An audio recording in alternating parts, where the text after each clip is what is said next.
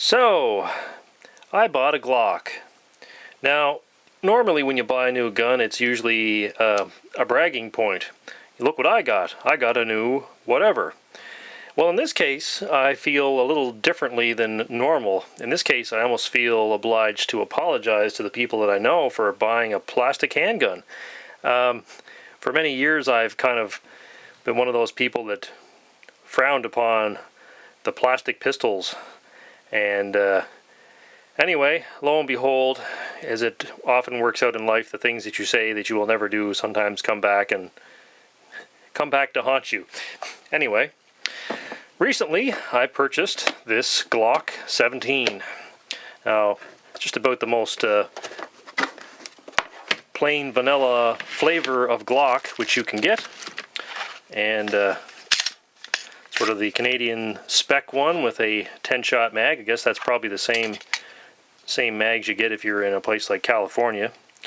I kind of have myself to blame for the situation I'm in, that is to say for buying this pistol, because a buddy of mine owns a gun shop.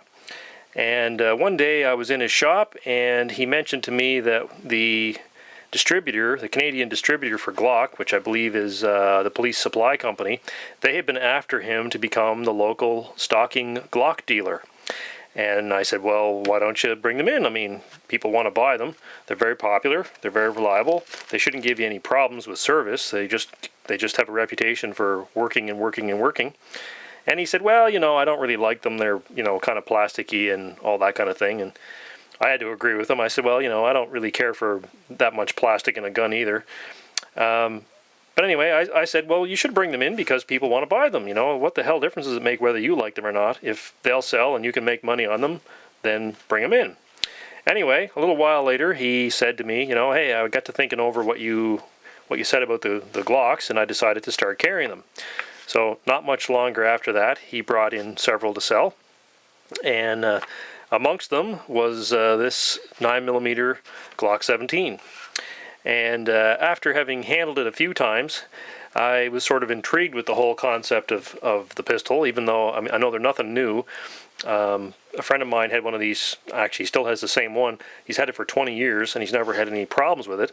But I thought to give the thing a fair shake, it would be only right to buy one and try it out for myself. And if for some reason I didn't like it, I'm sure there'd be no problem to move it along. Anyway, so this is a Glock 17. It's a third generation, which is one reason why I got a fairly good deal on it. And the Gen 3 doesn't have the replaceable back straps like the Gen 4 does. There are also some other internal differences between the Gen 3 and the Gen 4. But anyway, the Gen 3 is very well proven.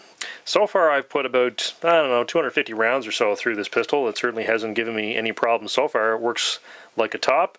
Accuracy has been just about as good as any other service type 9mm pistol that I've tried over the years. And I must say that I am impressed with the very simple manual of arms.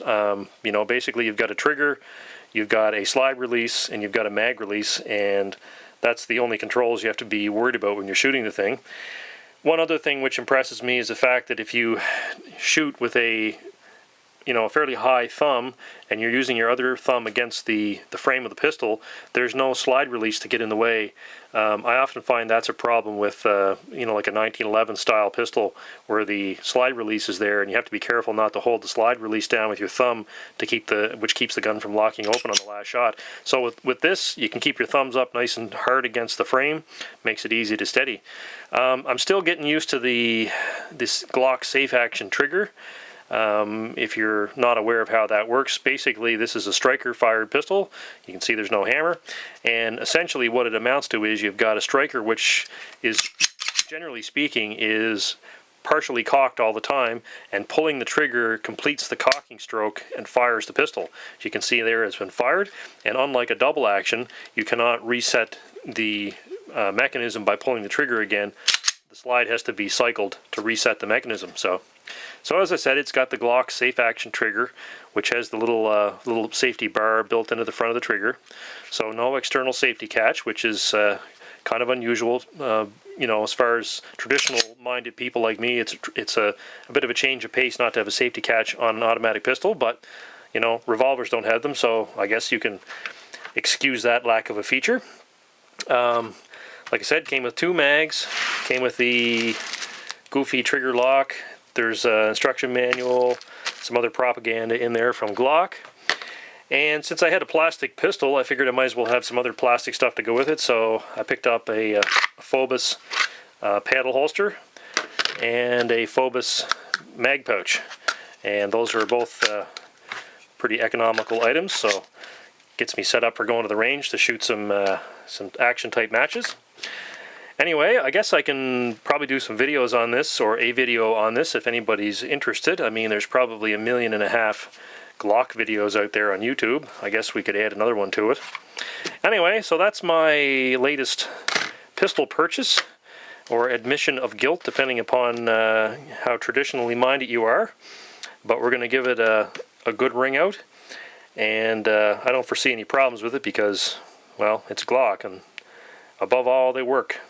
That's what the reputation is. So anyway, perhaps the next thing I'll do with this is make a range video. I haven't had a chance to really do any recording with this, although I have, like I said, I have shot it, put about 5 boxes of ammo through it. But perhaps next we'll do a range video, and we'll throw that up at some point in time in the future. Anyway, talk to you later, guys.